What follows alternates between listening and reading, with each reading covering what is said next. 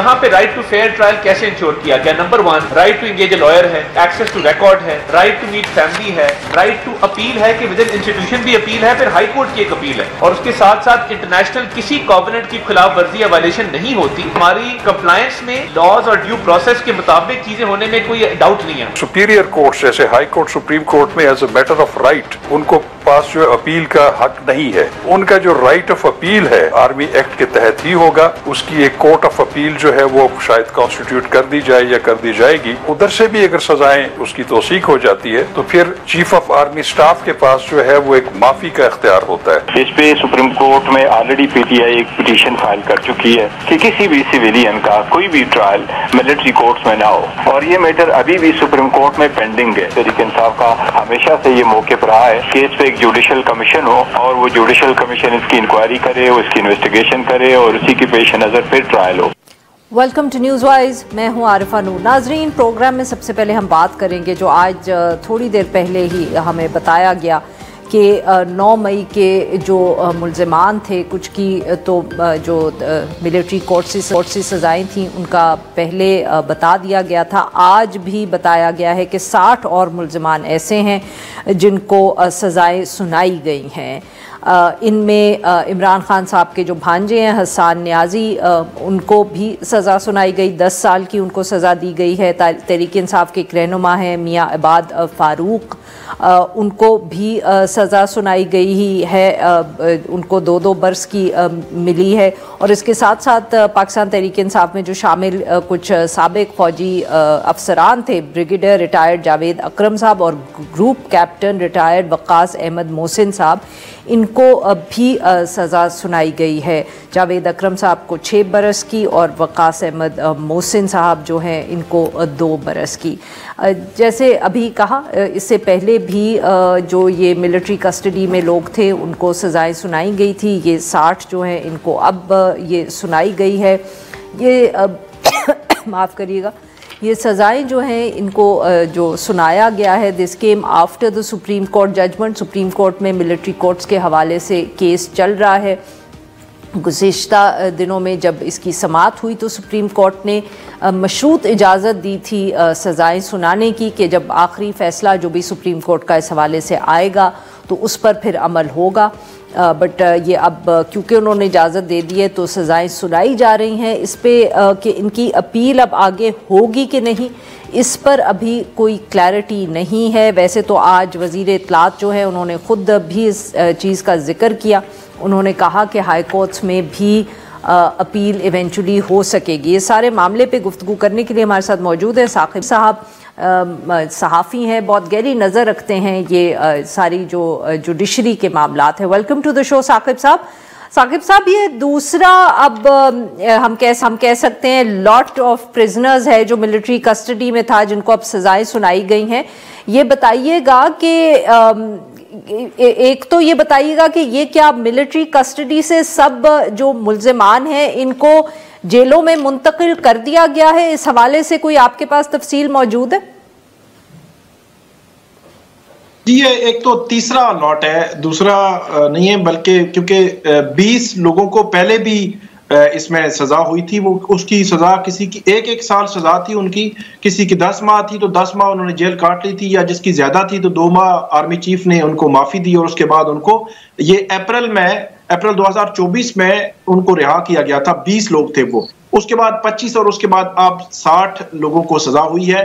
آج حسان نیازی ان کی جو لائرز ہیں ان کی جانب سے ٹویٹس بھی کیے گئے تھے کہ جو حسان نیازی اور کچھ جو ملزمان تھے ان کو آج ہی ابھی ISPR کی پریس ریلیز نہیں آئی تھی، اس سے قبل ہی جو لاہور کی کوٹ لکھپت جیل ہے وہ وکلا بتاتے ہیں کہ ان کو شفٹ کر دیا گیا تھا، اور اس کے بعد یہ خبریں آ رہی ہیں کہ مختلف جو ملزمان ہیں کچھ کو اڈیالہ اور کچھ کو کوٹ لکھپت جیل جو ہے وہ منتقل کیا جا رہا ہے۔ ایک بات جو آپ نے کی کہ وزیر اطلاعات نے کہا ہے کہ ہر چیز بڑی زبردست ہے، بڑی اوکے ہے، اور اس میں اپیل بھی ہے اور فیئر ٹرائل بھی ہے، اور انٹرنیشنل جو کنونشنز ہیں ان پر بھی وہ عمل کر رہے ہیں۔ تو مجھے اس ملک کے سب سے بڑے جو لا افسر ہیں، اٹارنی جنرل فار پاکستان عثمان منصور عوان صاحب کی وہ بات یاد آ رہی تھی کہ انہوں نے یہ بات کی تھی کہ جو 20 لوگ ہیں شروع میں پہلی لاٹ میں کہ ان میں سے کچھ لوگ بری ہو جائیں گے. تو بعد میں ہم نے دیکھا کہ جب سپریم کورٹ نے اجازت دی تو ان تمام کو سزائیں ہوئیں. بے شک 8 ماہ 10 ماہ سزا ہوئی, وہ رہا ہو گئے, لیکن یہ بات کی جاتی رہی کہ کچھ لوگ جو ہے وہ بری ہو جائیں گے. پھر سپریم کورٹ میں اٹارنی جنرل کا ریکارڈ پہ موجود ہے, وہ کہتے ہیں کہ لینتھی سزائیں نہیں ہوں گی. تو پھر ہم نے دیکھا کہ 10 سال کی سزا بھی ہو رہی ہے, 9 سال کی سزا بھی جو ہے وہ ملزمان کو ہو رہی ہے. تو اٹارنی جنرل کی باتیں اگر سپریم کورٹ میں ریکارڈ پہ وہ درست ثابت نہیں ہو رہی تو یہ تو پریس کانفرنسز ہیں, یہ کل کہیں گے کہ چلیں یہ نہیں تو یہ ہے. تو ایک جو صورتحال اب بن رہی ہے وہ یہی ہے کہ انٹرنلی جو ملٹری کورٹس میں جو ایک میکانزم ہے وہ یہی ہے کہ فیلڈ جنرل کورٹ مارشل کی یہ سزا ہے. تو اب کورٹ آف اپیل جو انٹرنلی ایک ان کے پاس فورم ہے جس پہ وہ کورٹ آف اپیل میں جا سکتے ہیں, لیکن اس میں بھی مسئلہ ہے. 25 لوگ جو 21 دسمبر کو جن کو سزا ہوئی, ان کے جو وکلا ہیں انہوں نے وزارت دفاع میں درخواستیں دائر کی ہیں کہ ہمیں ریکارڈ دیا جائے, ہمیں ججمنٹ دی جائے, ہمیں بتایا جائے فیئر ٹرائل کے مطابق ہم نے اس کو آگے کورٹ آف اپیل میں جانا ہے. تو وہ ابھی تک جو 25 جو لوگ تھے ان میں سے جن کی درخواستیں میں نے پڑھی ہیں کہ وزارت دفاع میں گئی ہیں, انہوں نے یہی کہا ہے کہ ہمیں ابھی ججمنٹس نہیں ملی. تو عمومی طور پر تو ہماری سیولینس کورٹ میں یہی ہوتا ہے کہ جب کسی کو سزا ہوتی ہے تو اس ملزم کے ہاتھ میں وہ جو ہوتی ہے ججمنٹ وہ دے دی جاتی ہے اور وہ نیکسٹ فورم پہ چلا جاتا ہے.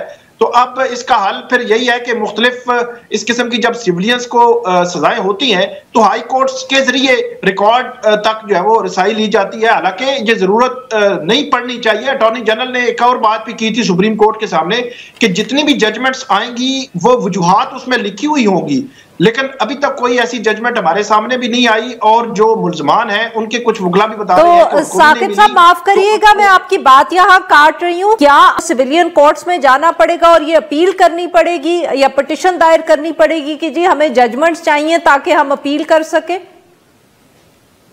کیا یہ ممکن ہے سر؟ جی ہائی کورٹس میں عمومی طور پر ہم دیکھتے ہیں کہ جو اس قسم کی پٹیشنز ہیں وہ اپیل تو نہیں, پٹیشنز آ رہی ہوتی ہیں, ریٹ پٹیشنز. ہمیں نہیں بتایا جا رہا کہ ہمارے خلاف چارج کیا تھا اور ہمارے خلاف کیس کیا بنا ہے اور کس بنیاد پر ہمیں سزا دی گئی ہے, اس کے حوالے سے ہمیں کچھ نہیں بتایا جا رہا. تو پھر ہائی کورٹس آرڈر کرتی ہیں یا رسپونڈنٹ کو نوٹس کر کے بلا کے ان کو پوچھتی ہیں, پھر ریکارڈ تک رسائی جو ہے وہ ہوتی ہے.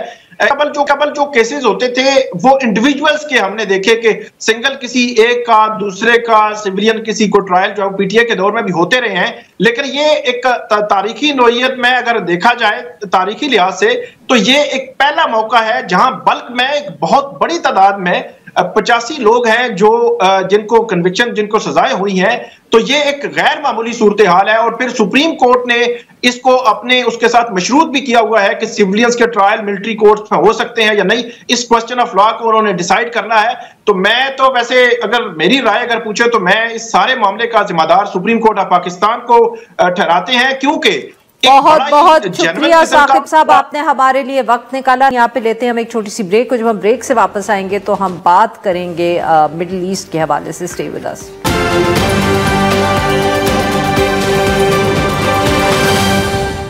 We had 5,000 troops along the border. Turkey is a major force, by the way, and he's built a very strong, powerful army. People that went in are controlled by Turkey. Nobody knows what the final outcome is going to be in the region. Türkiye mi önemli, PKK gibi bir terör örgütü mü önemli? Sayın Trump buradaki hemen görüyor. Yeni dönemde Sayın Trump'ın daha kararlı, daha güçlü Amerikan çıkarlarını ve sadece Amerikan çıkarlarını. The overwhelming majority of them tell us that they would be interested in us keeping our military bases in Syria. I don't know, we have to think about it. We look forward to peace in the Syrian Arab Republic.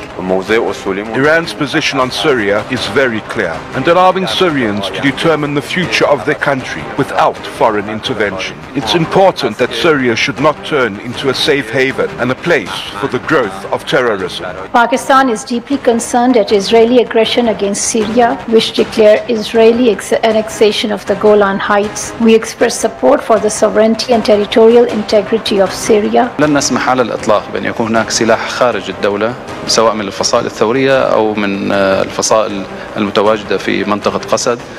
يجب إنهاء هذا الملف بأقصى سرعة ممكنة لأنه السلاح المنفلت في الدولة هو الذي يؤدي إلى اضطرابها وإلى عدم استقرار أمنها. Welcome back नाज़रीन। प्रोग्राम के इस हिस्से में हम जिक्र करेंगे पाकिस्तान से हट के जो इस वक्त दुनिया में भी बहुत सी तब्दीलियां हो रही हैं। एक बहुत अरसे से हम ये भी बहस अब सुनते चले जा रहे हैं कि जो मल्टीपोलर वर्ल्ड है, बाइपोलर या यूनिपोलर नहीं है। अमेरिका की एक तरफ ताकत कम हो रही है तो एशियन सेंचुरी का जिक्र होता है, चीन की बढ़ती हुई उभरती हुई ताकत की बहुत बात होती है।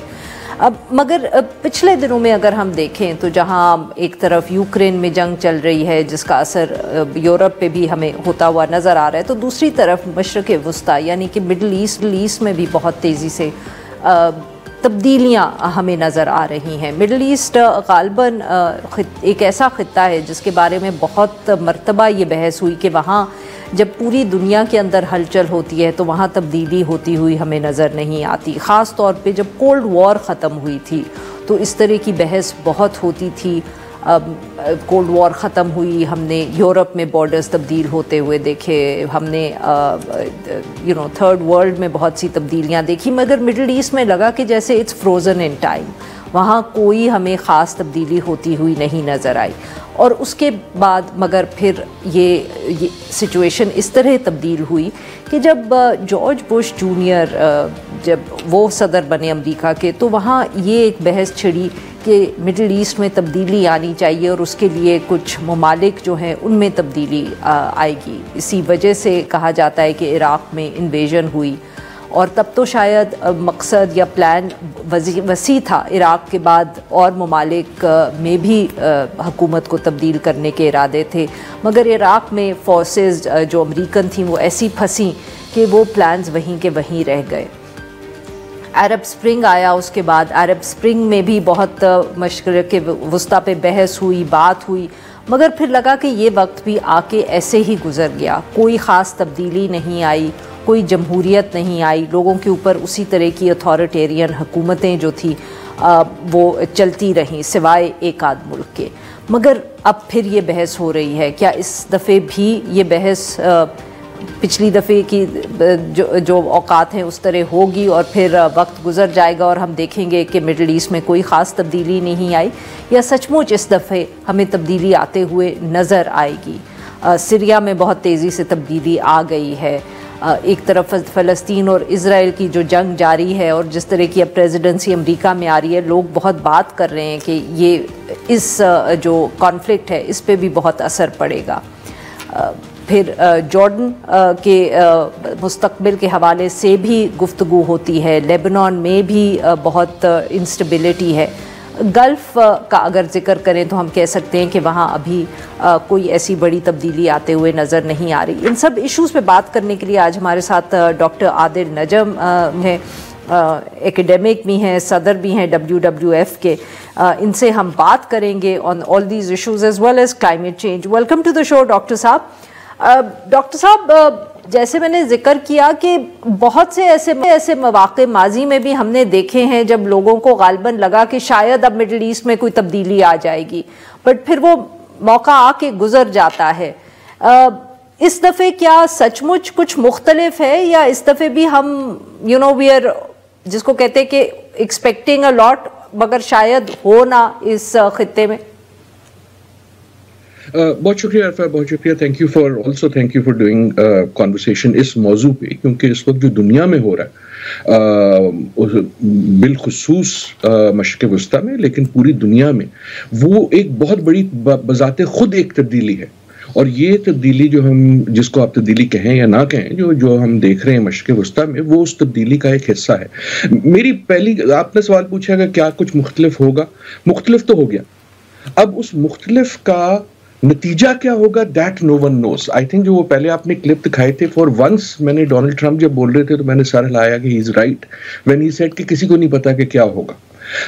एक थोड़ी सी मुझे अगर आप इजाज़त दें, आपकी जो इब्तिदाइया था उसमें थोड़ी सी एक एडिटोरियल ट्वीक का, वो ये है कि तब्दीली तो मशरिक़ वस्ता में बाकायदा आती रही है, बल्कि बहुत ज़्यादा आई है। प्रॉब्लम ये है कि वो हर वक्त तब्दील हो जाता है। जो चीज़ नहीं आती वो है इस्तेहकाम। اور کئی بار ہماری جو ایکسپیکٹیشن ہے جو ابھی بھی شاید ہے وہ کوئی یار تبدیلی آئے گی, کچھ چینج ہوگا اور اس کی وجہ سے جو ہے یہاں استحکام ہو جائے گا. استحکام آنے کا میرے خیال میں ابھی بھی گنجائش نہیں ہے. آئی ڈو اسٹل تھنک کہ جو ہم دیکھ رہے ہیں وہ تبدیلی ہو یا نہ ہو, it is the beginning of even more turmoil. So مجھے ٹرموائل کی اردو آپ مجھے بہتر سمجھا دیں گی, لیکن یہ جو ہے یہ دیکھنا تبدیلی تو ہوتی ہے کہ ایک اسٹیٹ ہوئی اور وہ چینج ہوئی اور ایک اور اسٹیٹ آ گئی. اینڈ یو آر رائٹ کہ وہ تبدیلی نہیں آتی کیونکہ ایک اور اسٹیٹ نہیں آتی, پھر ایک اور تبدیلی آ جاتی ہے. وہ جو کانسٹنٹ تبدیلی کا عمل ہے جس کو آپ ٹرموائل کہیں, جس کو آپ انارکی کہیں, جس کو آپ طوفان کہیں, یہ ابھی بھی اس کی زد میں ہے. اور پچھلی بار جب آپ کے پروگرام پہ اس موضوع پہ بات ہوئی, زاہد حسین صاحب بھی آپ کے ساتھ تھے, ہمارے ساتھ تھے, تو میں نے لفظ استعمال کیا تھا جب ہم یہ بالکل شروع ہو رہا تھا سیریا کا کہ جو permanent project of redesigning the Middle East, تو وہ permanent project of redesigning the Middle East ابھی بھی جو ہے قائم اور دائم ہے, اور یہ اس میں ایک چال ہے, اس کی آخری سٹیٹ نہیں. سر واٹ یو مین, ذرا ایکسپلین کریں نا جو شاید اتنا اس کو فالو نہیں کرتے کہ یہ پرماننٹ ری ڈیزائن کس کا ہے اور کیا مقصد ہے اس کا. اچھا, ویری نائس ری ڈیزائن کسکا کا تو ایک assumption یہ ہوتی ہے نا کہ اس کے پیچھے کوئی بہت بڑا ہاتھ ہے جس نے سب چالیں سیٹ کی ہوئی ہیں. اب یہ تو کلیئر ہو گیا ہے کہ ہاتھ بہت ہے, چالیں سیٹ کسی کی نہیں. On this one let us take Donald Trump on his word کہ چالیں امریکہ کی بھی ہیں, روس کی بھی ہیں, by not doing something. Certainly ترکی کا ایک بہت بڑا ہاتھ ہے. آپ نے ایران کا ذکر کیا, جارڈن کے بارے میں ہم سنتے نہیں ہیں لیکن اس کی جیوگرافی اور ہسٹری ایسی ہے, اور خصوصاً جو اس کے بعد اسرائیل نے ہے جس نے سب سے زیادہ موو کیا. تو ہاتھ بڑوں کے ہیں, لیکن ایسی نہیں ہے کہ کوئی اسکرپٹڈ گیم ہے. پرماننٹ پروجیکٹ کا میرا مراد یہ ہے کہ ایک طرح تو آپ جا سکتے ہیں رومنز اور گریک کے تک, لیکن اگر آپ ریلیٹیولی ریسنٹ بھی دیکھیں جس کو ہم سائکس پیکو کہتے ہیں کہ جنگ عظیم سے پہلے ایک طرح سے فیصلہ ہو گیا کہ یار اس کا بٹوارا کر دیتے ہیں, تیرا ہے میرا. وہ فرینچ اور برٹش ڈپلومیٹ کے 2 نمبر کے بیٹھے, انہوں نے لائنیں شائنیں لگائیں, انہوں نے کہا یار ایک بھائی کو بنا دو سیریا کا بادشاہ, ایک کو بنا دو جارڈن کا بادشاہ. ہم نے ویسے کہا تو ان کو سعودی عربیہ تھا لیکن وہاں کچھ اور ہو گیا, بیچ میں اسرائیل بھی بن رہا تھا. سو یہ جو ساری کھچڑی ہے پارٹلی ایسا نہیں ہے کہ اس کی وہ نہ ہوتا تو سب کچھ ٹھیک ہوتا, لیکن اس کا جو پروکسیمٹ کاز ہے وہ ایک سائکس پیکو بنا جب یہ بٹوارے کی گیم شروع ہو گئی. اور وہ game I would argue most historians will agree I think کہ وہ گیم ابھی بھی چل رہی ہے, وہ کہانی ختم نہیں ہوئی. وہی جو تبدیلی تھی نا اپنی طرف سے انہوں نے لکیریں لگائیں, تبدیلی ہو گئی, وہ تبدیلی ہوئی کوئی نہیں. سو اگر ہم سیریا کا دیکھیں, سیریا تو بیچارہ اتنا تبدیل ہوا ہے.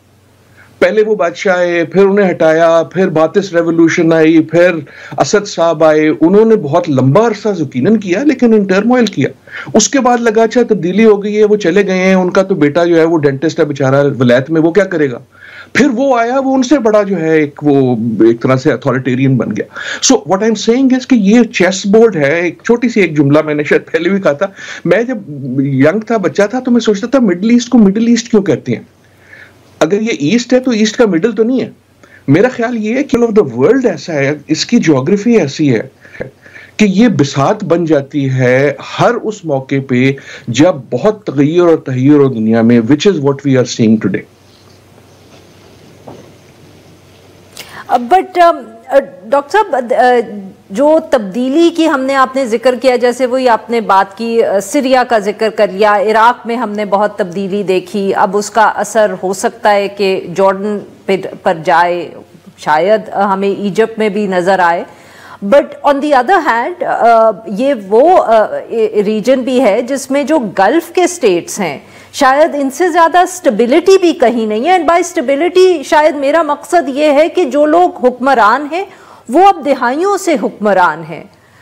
دیکھیں نا, اسی طریقے سے تو ہم کہہ سکتے ہیں کہ عراق, لیبیا, سیریا میں تبدیلی آئی کیونکہ جو دہائیوں سے حکومت کر رہے تھے وہ آخر کار, چاہے وہ صدام حسین تھے, قذافی تھے, اور اب یہ اسد, یہ فیملیز گئی ہیں. ایجپٹ میں بھی خیر مبارک کی ہم نے دیکھی اینڈنگ, بٹ اس کے بعد پھر ملٹری جو تھی اس نے اپنے قدم دوبارہ جما لیے. سو the kind what I meant by lack of change was the fact کہ جو لوگ حکومت کر رہے ہیں وہ کافی عرصے سے, سالوں سے, دہائیوں سے وہی لوگ حکومت کرتے آتے ہیں, اور وہ کنٹرول میں.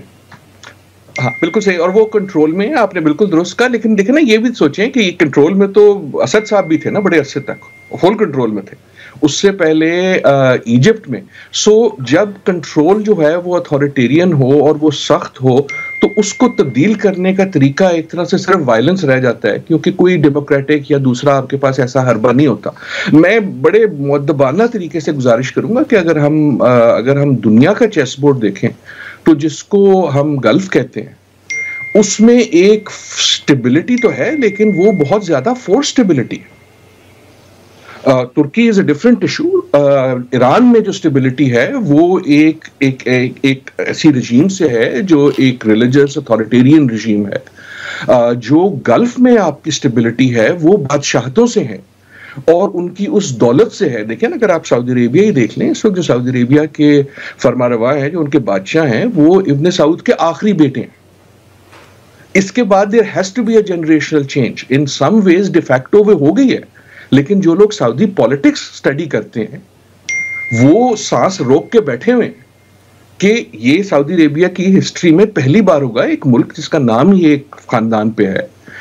اگر کہنے کا مقصد یہ نہیں ہے, میرا کام جو ہے وہ I do not know کہ فیوچر میں کیا ہوگا, لیکن اگر آپ دنیا کی کہیں بھی علاقے دیکھیں تو یہ جو ایریا ہے, کئی بار جب آپ کو سپوزڈ کنٹرولڈ سٹیبلٹی نظر آتی ہے تو اس کی ایک بہت کاسٹ ہوتی ہے, اس کی وہ ایک بڑی قوت سے ڈالی ہوئی ہوتی ہے.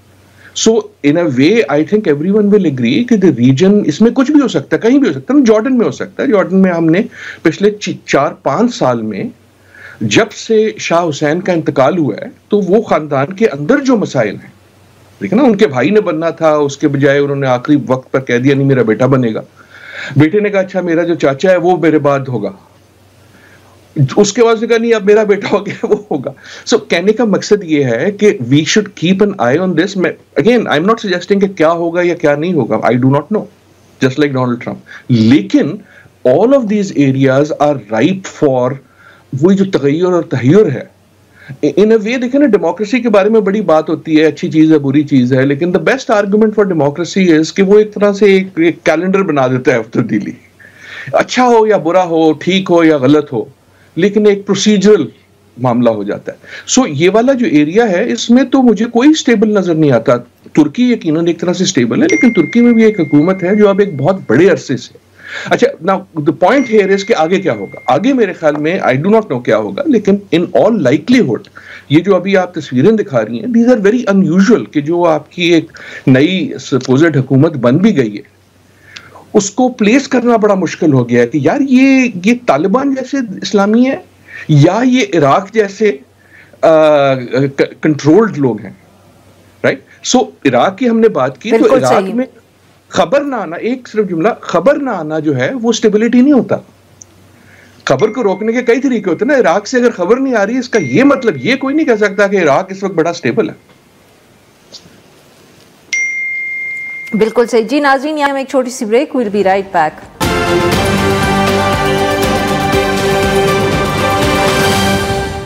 ویلکم بیک ناظرین. ہم گفتگو کریں ڈاکٹر عادل نجم سے اور ہم ان سے بات کر رہے ہیں مشرق وسطیٰ پہ اور وہاں جو تبدیلیاں آتی ہوئی ہمیں نظر آ رہی ہیں. ڈاکٹر صاحب آبویسلی جیسے آپ بھی بار کہہ رہے تھے, میرے خیال میں بہت سے لوگ اسی طرح دیکھ رہے ہیں مڈل ایسٹ کو کہ تبدیلی آ رہی ہے, we just don't know which way it's headed. But اس میں sir another very important country آپ نے اس کا ذکر بھی کیا, ملک ایران. ایران کے اس پورے خطے میں بہت ایک میں کہہ سکتی ہوں, اگر آپ مجھے اجازت دیں, کہ ایک یونیک رول رہا ہے, بیکاز کچھ حد تک باقی تمام جو بڑے ممالک تھے ان کی ایک ویسٹ کے ساتھ بڑے اچھے تعلقات رہے. شاید ایران ایک ایکسیپشن تھا in terms of its size role, کہ وہ اس کی ٹریجیکٹری مختلف رہی. بٹ کیا اب ہم ایکسپیکٹ کر سکتے ہیں کہ یہ جو اتنا ٹرموائل ہمیں ریجن میں نظر آ رہا ہے اس کا کوئی اثر ایران پہ یا ایران کے اندر جو سیٹ اپ ہے اس پر ہو؟ میرے خیال میں یو آر رائٹ کہ جو سب سے زیادہ پروکسیمیٹ امپیکٹ ہو سکتا ہے, مطلب انقریبی اس کے پیک جو ہیں وہ بہت سے ہوں گے اور بہت عرصے میں بہت طریقوں سے کھلیں گے، لیکن جو امیڈیٹ امپیکٹس میں سب سے زیادہ اہم یا بڑا یا عنقریب ہو سکتا ہے وہ ایران کا ہی ہے.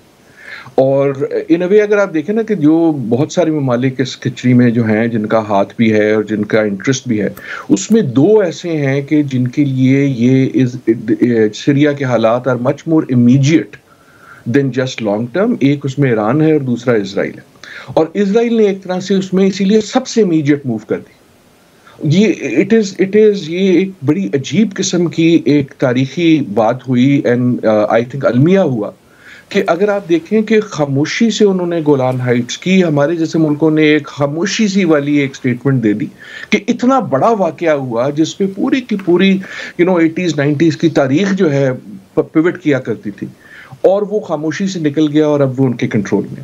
And that move I think is also very related to Iran, کیونکہ جو اب نظر آ رہا ہے، سچی بات ہے یہ پہلے مجھے بھی اتنا صاف نظر نہیں آ رہا تھا اس کے، اور سمجھ آنا چاہیے تھا، وہ یہ کہ اسرائیل کی جو گیم ہے اس میں Iran is far more important than Syria, اور ایران کی کنٹینمنٹ اور ایران کی جو رجیم ہے اس کو چینج کرنے کی کوشش وغیرہ، یہ ساری باتیں. سو ایران کے لیے this is both existential and immediate. صرف میں یہاں یہ بھی یاد دلاتا جاؤں کہ yes Iran has been the only one جو ویسٹ یا جس کو آپ امریکہ کہیں ایک طرح سے اس کا مخالف تھا again in the recent history, لیکن یہ یاد رکھیں کہ اس سے پہلے وہی امریکہ کا سب سے بڑا حامی تھا جب شاہ کا ایران تھا. تو that was the main outpost یا دا ڈیپسٹ آؤٹ پوسٹ، مین تو نہیں اور بھی تھی لیکن ڈیپسٹ آؤٹ پوسٹ. تو یہ چیزیں اس طرح چینج بھی ہو جاتی ہیں، لیکن یقیناً جو امیڈیٹ ہسٹوریکل یا کنٹمپرری مووز ہیں اس میں ایران کے لیے، رژیم کے لیے یہ بہت بڑی ایک چینج ہے.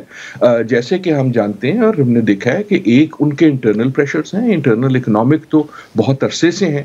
یقیناً انہوں نے ان سینکشنز کا ایک جس طرح اس کا امپیکٹ کو ڈیل کیا ہے، that is very in usual کہ اتنے عرصے تک وہ کر چکے ہیں. لیکن ایسا تو نہیں ہوتا کہ آپ ڈیل کریں اور آپ کے اس کو کاسٹ نہ ہو انٹرنل اکانومی پہ. ایک تو وہ ہے، دوسرا ان کا ایک ڈیموگرافک چیلنج ہے، تیسرا ان کا ایک رژیم چینج خود آنے والی ہے. Right, there is going to be a power change ایک طریقے سے یا دوسرے طریقے سے ملک کے اندر، just by virtue of age and وہ کہاں بیٹھے ہیں. اور اس کے بیچ میں جب ہم نے یکے بعد دیگرے دیکھا اسرائیل کی طرف سے حملے، اسرائیل کی طرف سے انٹروژن، اسرائیل کی طرف سے ایک طرح سے سکسیس اور میجر سکسیس لوگوں کو ہلاک کرنے کے حوالے سے، تو وہ سارا ایک پریشر ڈالتا ہے ایران پہ. اور جب اس کے بعد سیریا جو ان اے وے ان کا ایک میجر ایلائی ہے، بلکہ بہت کم ڈیپ آئلائز میں سے ایک تھا، وہ اس طرح کرمبل ہو جاتا ہے ان اے وے جہاں اگر باقی ساروں کی پاور میں کوئی بیلنس رہا بھی ہے تو ایران کی کم ہوگی. So for all these reasons, for Iran, it is a major impact. ایک اگین آخری جملے کی، اب اس کا مطلب کیا یہ ہے کہ کیونکہ وہ کمزور ہو گئے تو وہ اب خاموش ہو جائیں گے؟ I do not think so. Therefore, the lesson should be کہ we should wait and look for a move from Iran. کیونکہ اگر آپ زخمی ہوں گے تو آپ مجبور ہو جائیں گے، آپ کو کچھ نہ کچھ کرنا پڑے گا. بالکل صحیح. ڈاکٹر صاحب، اب آبویسلی جب بھی مڈل ایسٹ کا ذکر کریں تو ہم ویسٹ کا تو خاص طور پہ ذکر کرنا پڑتا ہے، امریکہ کا، یورپ کا بھی. اور ہمیشہ کہیں نہ کہیں یہ بھی بات ہوتی تھی کہ شاید اتنا جو انفلوئنس یا اثر ہے ویسٹ کا، اس کی وجہ سے ہی اتنی اسٹیبلٹی آن دا سرفیس ہمیں دیکھنے کو ملتی تھی مڈل ایسٹ میں. اب جو اتنی تبدیلی دیکھ رہے ہیں، کیا ہم کہہ سکتے ہیں کہ اس کی ایک وجہ یہ بھی ہے کہ وہ جو مین پیٹرن تھا ان اے وے دا ویسٹ، وہ خود کتنا کمزور پڑ رہا ہے؟ I think you're exactly right. اگر ہم ویسٹ کی بات کریں تو ہمیں ایسٹ کی بھی بات کرنی چاہیے، اور ایسٹ پہلے بھی امپورٹنٹ تھا اور بہت زیادہ امپورٹنٹ ہوتا رہا ہے. ایسٹ سے مراد ہماری عموماً آج کل جو ہے وہ یو ایس کے حوالے سے، اگر ویسٹ ہے تو وہ ایسٹ کے حوالے سے چین ہو جاتا ہے، لیکن اس کیس میں ایسٹ میں آپ کا رشیا بھی ہے. اور یقیناً جو ہم نے ابھی ریسنٹ چینجز دیکھی ہیں، یہ جو ٹیک اوور ہوا ہے اسد کی رجیم کا ود دا کرنٹ رجیم، اس کے پیچھے تو جو ہم نے پہلے بھی کئی بار بات کی اس میں کہ اگر آپ اسے ڈسٹریکشن کہہ لیں یا ایک ریئلائزیشن کہ یار یہ سارے جو ہیں اس وقت اتنا تغیر اور اتنا زیادہ چینج ہے کہ یہ اپنے اپنے کاموں میں لگے ہیں، now is the time to make a move. Right, کیونکہ جو آپ کے پیٹرنز ہیں آپ سمجھ لیں, چاہے وہ ویسٹ کے ہوں چاہے وہ ریجن کے ہوں, وہ اپنے اپنے مسائل میں کیونکہ مصروف ہیں, اس لیے کوئی فریق یا کچھ فریق یہ سوچتے ہیں کہ now is a good time to move. So اس کا جو محرک ہے وہ چینجز ہیں جو دنیا میں ہو رہی ہیں. ایک چینج یقیناً جو ہے, جو سب سے بڑی چینج ہے یقیناً وہ چین کے حوالے سے ہے, اور اس کے حوالے سے جو ریلیٹو پاور بیلنس ہے بٹوین چین اینڈ امریکہ, جو اب میرے خیال میں یہ صاف طور پہ کہا جا سکتا ہے کہ تبدیل ہو چکا ہے, لیکن اس کی وجہ سے تمام پلیئرز اپنی گیم چینج کر رہے ہیں. allow me to make this point. ہم انفارچونیٹلی پاکستان میں ایک اپنے مسائل میں پھنسے ہوئے ہیں کہ we are distracted from کہ دنیا میں کیا ہو رہا ہے. سو چین اور امریکہ کا ہم پھر ذکر سن لیتے ہیں. آپ اگر اس وقت دیکھیں کہ باقی ویسٹ میں کیا ہو رہا ہے, ہم نے ساؤتھ کوریا پہ کچھ عرصے پہلے بات کی تھی, وہ آیا اور گیا, لیکن گیا نہیں ہوتا, کچھ نہ کچھ جو ہے وہ طوفان چھوڑ کے جاتا ہے. اگر اس وقت آپ یورپ میں دیکھیں تو جرمنی میں اس وقت جو ہے ایک شفٹ ہو رہا ہے towards right and possibly more extreme right. Italy میں آلریڈی ہو چکا ہے. کینیڈا میں حکومت جو ہے وہ آن دا کسپ آف گرنا ہے, وہ کسی دن بھی گر سکتی ہے, and so on so forth. Trump صاحب جو ہیں وہ کینیڈا کو کہتے ہیں میں تمہیں اسٹیٹ بنا لوں گا, میکسیکو کو کہتے ہیں تم ہمارا حصہ ہو, پناما والے کو کہتے ہیں کہ یار وہ پناما کنال ہم واپس لینے لگے. The point I'm making is کہ اگر آپ, یا اس سے علاوہ آپ اگر سویڈن میں دیکھیں, رائٹ, سویڈن جیسا ملک, اگر آپ یہ جو ویسٹ, سو جس کو ہم ویسٹ کہتے تھے, اور جب ہم کہتے تھے نا ویسٹ کا کیا مطلب ہے کہ ایک یونیفائڈ سیٹ آف ویلیوز ہیں اور ایک یونیفائڈ سیٹ آف آئیڈیاز ہیں جو ایک ایسٹ میننگ سوویت یونین کے یونیفائڈ سیٹ آف آئیڈیاز کے خلاف ہیں. I will argue that is no longer so. اور اس کا اثر مشرق وسطیٰ پہ, ہم پہ یہ ہے کہ جو باقی پلیئرز ہوتے ہیں وہ کہتے ہیں اچھا یار اگر یہ رولز آف گیمز چینج ہو گئے ہیں تو میں انتظار نہیں کروں گا کہ نیا چودھری کون ہوگا, میں اپنی چیز کو اتنا مستحکم کر لوں گا اس عرصے میں جو میرے پاس ہے جب یہ سارے ڈسٹریکٹ ہوئے. سو in a way I do think کہ دس از اے بیٹر ایکسپلینیشن کہ سیریا میں کیا ہوا ہے, کہ یہ جو ایک اوپننگ ملی ہے اس سارے تغیر کی وجہ سے, اس اوپننگ میں پلیئرز, اس میں خصوصاً جو ہے پہلا موو میں بھی اس ٹرکی, اور اس کے بعد پھر ہم نے اسرائیل کی طرف سے دیکھا, وہ کہتا ہے اچھا یار رولز آف گیم تو ویسے ہی چینج ہو رہے ہیں نا, سو اب مجھے وہ فالو کرنے کی اتنی ضرورت نہیں ہے, میں جلدی جو ہے نا اپنی کو موو کر دیتا ہوں, چاہے وہ ان رولز کے خلاف ہی کیوں نہ, کیونکہ اس وقت روس کمزور ہے. جی sir very quickly, we have very little time left, پر ایک سوال سیریا کے حوالے سے اسپیسیفکلی کہ یہ افغانستان میں ہم نے افغان طالبان کو دیکھا جو سیریا میں اب حکومت ہے. اٹ سیمز کہ اتنے سال جب ہم بات کرتے رہے of the Islamic civilization, political Islam, اب ہم دیکھ رہے ہیں ایسی حکومتیں یا ایسی یہ تھنکنگ کہ بہت ایک لمیٹڈ رول, اگر وہ رائٹ ونگ یا ایکسٹریمسٹ ویوز بھی ہیں تو وہ صرف جغرافیکل باؤنڈز میں ہیں, چاہے افغانستان کا ہم ذکر کریں یا جو یہ سیریا میں نئی رجیم آ رہی ہے. جی, so if I understand the question right, you are seeing کہ سیریا ویسے ہی ہے جیسے افغانستان ہے. جی, میں کہنے کا مقصد یہ ہے کہ ہم بہت عرصہ, بہت دہائیاں ہم نے یہ بحث دیکھی نا کہ جی خلافت ہوگی, ایسی موومنٹس دیکھیں جو کراس نیشنل, کراس بارڈر تھیں. القاعدہ ہے تو وہ ہر جگہ جہاد کرنے کی کوشش کر رہے ہیں کوٹ ان کوٹ, آئیسس تھا تو انہوں نے بارڈرز کو کراس کیا, but suddenly now we have two governments جن کے ویوز تو شاید بہت رائٹ ونگ یا ہوں یا بہت کنزرویٹو ہوں, مگر ان کو انٹرسٹ نہیں ہے beyond the borders. 30 to 40 second sir. جی, ویری کوئکلی, ایک چیز تو ہم نے یہ دیکھی کہ یہ ایک تسلسل ہے کہ یہ جو مینجڈ حکومتیں ہوتی ہیں, چاہے وہ جب روس آیا اس نے افغانستان میں بنائی ہے, جب روس گیا اس کے بعد افغانستان میں بنی, یا عراق میں بنی, یا سیریا میں بنی, ان کی ایک اپنی انٹرنل انسٹیبلٹی ہوتی ہے. So this story is not over. پہلی چیز تو یہ. دوسرا جو آپ کا اسلام والا پوائنٹ ہے, آئی do think there is a space for political Islam, لیکن پولیٹیکل اسلام کا مطلب کیا ہے وی ڈو ناٹ نو. ابھی تک ہم اس کو ڈیفائن کرتے تھے ود این ایکسٹریم, چاہے وہ طالبان ہو, القاعدہ ہو یا کچھ اور ہو. لیکن جس ویکیوم کی میں بات کر رہا ہوں نا, جب ایسٹ اور ویسٹ کا ویکیوم ٹوٹتا ہے, جب بھی ویکیوم بنتا ہے تو پھر نئے آئیڈیاز کوشش کرتے ہیں وہ اپنی اسپیس بنائیں. آئی do not think that space has been created, لیکن جب لوگ وہ اسپیس ڈھونڈتے ہیں تو ان کو کہیں وہ کلچر میں ملتی ہے, ان کو کہیں وہ ریلیجن میں ملتی ہے. And where this Afghanistan government goes اور where this Syria government goes I do not know, لیکن یہ سوچنا کہ یہ صرف کنٹین رہے گی اپنی باؤنڈریز میں, آئی ایم ناٹ شیور کہ ہسٹوریکلی دیٹ از لائکلی. بہت بہت معاف کریے گا جی. ناظرین یہاں پہ لیتے ہیں ہم ایک چھوٹی سی بریک, اور جب ہم بریک سے واپس آئیں گے تو ہم عادل نجم صاحب سے گفتگو جاری رکھیں گے, but we'll talk about climate change.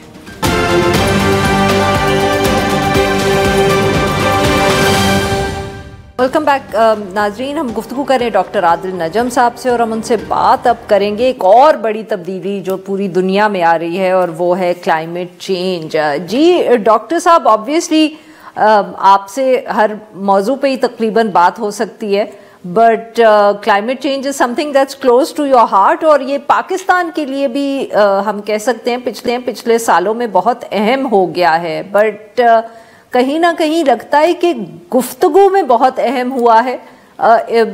جہاں کوئی اقدام لینے کی بات آتی ہے یا ٹھوس قدم لینے کی بات آتی ہے, تو وہاں پاکستان ابھی بھی it seems to be lacking quite a but.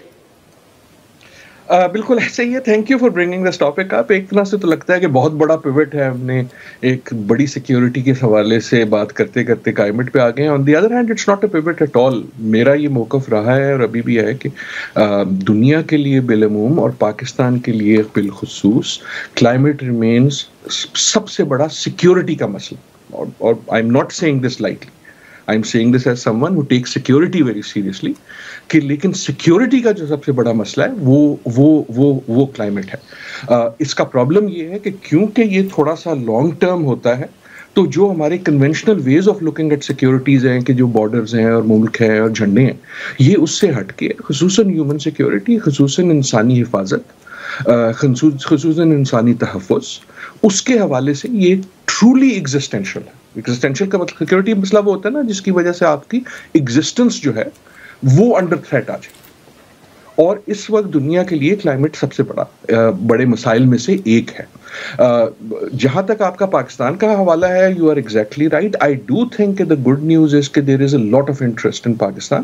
کم از کم ایک فرق یہ ہے, جہاں میں بیٹھا ہوں امریکہ میں, جہاں ابھی بھی لوگ ہیں جو اس کو ڈینائی کرتے ہیں, پاکستان میں کم از کم ڈینائی کوئی نہیں کرتا. لیکن پارٹلی اس لیے کہ ہمیں فیس کرنا پڑا ان سارے جو ہم نے دیکھے, جو فلڈز دیکھے, ہم نے جو ہیٹ ویوز دیکھی, ہم نے جو اپنی پولوشن کا حال دیکھا, اس کے بعد یہ ڈینائی کرنا مشکل ہو گیا ہے, امپاسبل ہو گیا ہے. لیکن ایز یو سے اس ڈینائی کرنے کے بعد ہم کریں کیا؟ Unfortunately I also do not see the conviction and the will. Actually غلط بات نہیں, کنوکشن بھی ہے میرے خیال میں, ول بھی ہے, لیکن ڈائریکشن جو ہے وہ ابھی تک یہ ہے کہ یار کوئی آئے گا اور ہماری مدد کرے گا. اچھا, اس کا بیسس یہ ہے. ڈاکٹر صاحب معاف کریے گا, میں اب یہاں بات کاٹنے لگی ہوں, بیکاز میرا یہی آپ سے اگلا سوال تھا کہ جب میں پاکستانی حکمرانوں کو دیکھتی ہوں تو مجھے لگتا ہے کہ ساری توجہ اس پہ ہے کہ دنیا نے کتنی فنڈنگ کرنی ہے, ایڈ دینی ہے, دنیا کی کیا ذمہ داریاں ہیں, یا پاکستان کی کیا ذمہ داریاں ہیں, یا پاکستان کو کیا کرنا چاہیے. ادھر مجھے بہت کم کوئی قدم اٹھاتے ہوئے حکومت یا لوگ نظر آتے ہیں. You are exactly right. ہم نے اپنے آپ کو ایک وکٹم ہوڈ میں کنونس کر دیا, جو درست بھی ہے. یہ سچی بات ہے کہ اس کو کاز جو ہے وہ ہائی پولیوٹرز نے کیا. وہ ہائی پولیوٹر جو امریکہ میں ہیں, یورپ میں ہیں, یا پاکستان میں ہیں. دیکھیں نا, جس کے پاس ایس یو وی ہے, جس کے پاس انرجی کنزمپشن زیادہ ہے, وہ کراچی لاہور والا بھی ہو, یہ اس نے کاز کیا. لیکن ہم نے اس کو ایک طرح سے وکٹم ہوڈ کو بہانہ بنا کے کہ جی ہم انتظار کر رہے ہیں, ہم غصہ دکھائیں گے, ہم سلوگن کریں گے کہ ہماری مدد کرو کیونکہ ہمارا حق ہے. پرابلم یہ ہے کہ وہ صرف ہمارا حق نہیں ہے, وہ تو دنیا کے 200 اور ملکوں کا بھی حق ہے. ہم سے بھی زیادہ جو ہے وہ وکٹم ہیں, ہم سے بھی زیادہ جو ہے وہ غریب ہیں. اور دوسرا, دیر از نو پیٹرن کہ جو پولوٹر ہے وہ اس نے پہلے کب پے کیا ہے, اس نے سلیوری کے لیے کب پے کیا تھا جو یہ کر دے گا.